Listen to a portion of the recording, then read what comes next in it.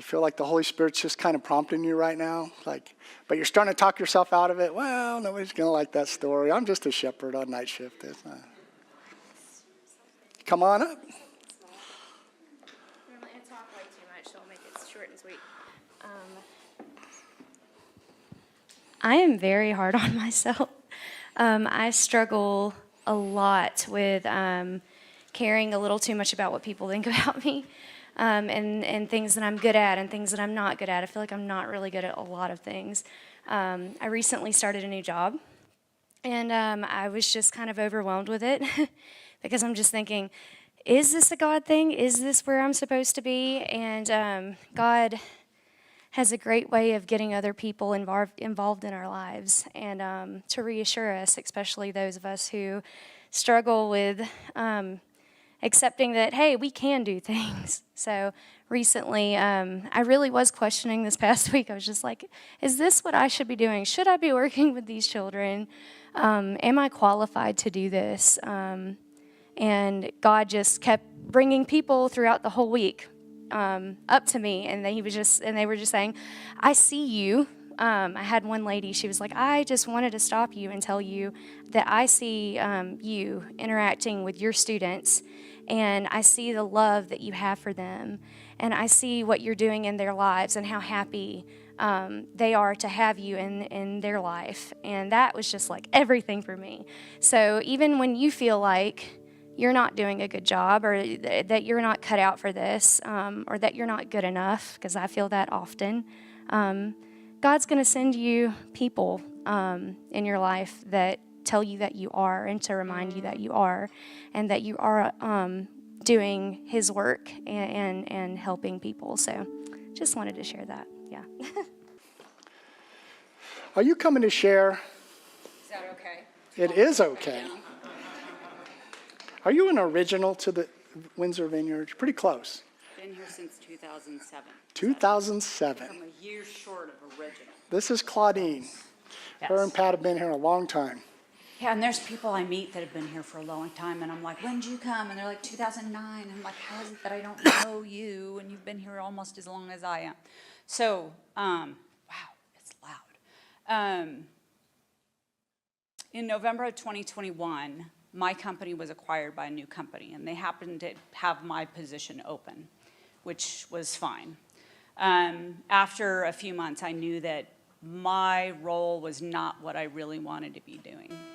Fast forward to, actually, probably a year, like 2023, I tried to find another job, and I did a lot of job hunting and applying and what have you online, and it was nothing, absolutely nothing, not even a bite to have a chat.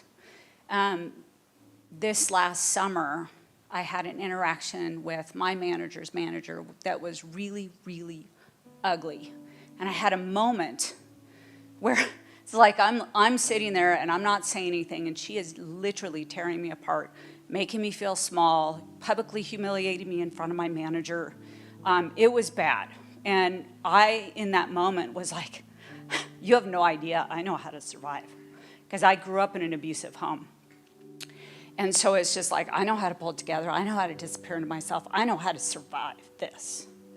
And then after that whole transpired, I was able to have a moment, and it was like, I don't want to survive. I want to thrive. I want to do well. And I talked to several of my colleagues, and they're like, this is how she is. She treats all of her direct reports this way. And I was like, I was going to have nothing of it. It's like, this is abuse, and I'm not going to sugarcoat it. Because I played that game with my mom. I rationalized and justified a lot of really horrible behavior. And I wasn't going to deal with it at work. And so I had a moment where I was like, this is not okay for me. I not only have to stand up for myself, I have to stand up for those around me that think that it's okay to be abused. So I went and found a quiet spot, and I was like, okay, God, this is the deal. I have not asked for anything. My company was acquired. It's been super uncomfortable. I really wanted a job last summer.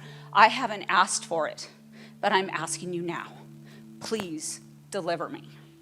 It wasn't even 6 weeks later, I get a phone call by a random recruiter wasn't looking, wasn't asking, wasn't doing anything. I was just trying to survive at work. And they're like, do you want to have a conversation? I was like, sure, I'll have a conversation. And he and I chatted, and the role was pretty much what I've already been doing for 4 years, and the pay was less than I was getting. And so I was kind of like, we'll see. And so I told him, I'm like, he's like, well, what are your salary requirements? And he's like, well, let's go through the interview process first, and then we'll make a decision on, going forward. And I was like, okay. So that was on a Tuesday. That Friday, I talked to who's now my manager, had a wonderful conversation. I could totally see myself working for this person. And we get all done with a chit chat, and she tells me all about the team and the role, and I'm like, wow, this sounds like a great fit. This is like really what I want. I said, well, we really need to talk about my salary requirements and the fact that I've already been in this role for 4 years. And she's like, well, if I promote you to the next level up, then I have some leeway with the salary and I can make it work. Let's get through the technical interview first. I was like, okay. So that was a Friday. On Monday, I had the technical interview. Chatted with several people within the company, and got to the last guy, and he's like, I'm not supposed to do this, but 2 thumbs up. He's like, I really think you'd be an amazing addition to our team. So then on Tuesday, the very next day, I get a call, and they're like, we want to offer you a job. I said, fantastic. And I already had a conversation with my husband, because he was like, even if you have to take a pay cut, I think this is a really good role, and I think you need to take it. I was kind of feeling the same way. Well, I got the promotion, so I'm at the next level up. They were able to pay me more than I got paid. They were able to compensate the fact that I was going to walk away from a commission check in January. And I got the job, and they're like, we need you ASAP. So, could you, 14 days from now start? And so I was like, that meant I had to tell my manager, literally 3 days later that it's like, I'm out. But to me, it's that it was one of those, I look back now, and it's like, what a blessing. And to me, I've been in this role since October 7th, it is a perfect fit for me. I love my job. My team loves me. What I bring to the table, they're happy with my work. It's just night and day from my last job. And it's so nice, because it's just like, wow, you are really worth what you're worth, not what this one person at my last company made me feel like. It's like, I'm not lower than worms. I'm a child of God. So with that, I'll hand it off to you.